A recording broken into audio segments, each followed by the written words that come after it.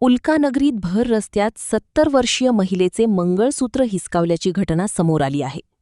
ओंकारेश्वर मंदिर परिसरात आज सकाळी हा प्रकार घडला. मोहिनी पाठक या 70 वर्षीय महिला पायी जात असताना मागून आलेल्या अज्ञात चोरट्याने त्यांच्या गळ्यातील सुमारे 1 तोळे सोन्याचे मंगळसूत्र आणि 6 ग्रॅम चांदीची चेन जबरदस्तीने हिसकावली. घटनेचा संपूर्ण प्रकार सीसीटीव्ही कॅमेऱ्यात कैद झाला असून फुटेजमध्ये आरोपी महिलेचा आधीपासून पाठलाग करत असल्याचे दिसत आहे. संधी साधत त्यांनी क्षणात दागिने हिसकावले आणि घटनास्थळावरून पळ काढला. या घटनेनंतर परिसरात भीतीचे वातावरण निर्माण झाले आहे.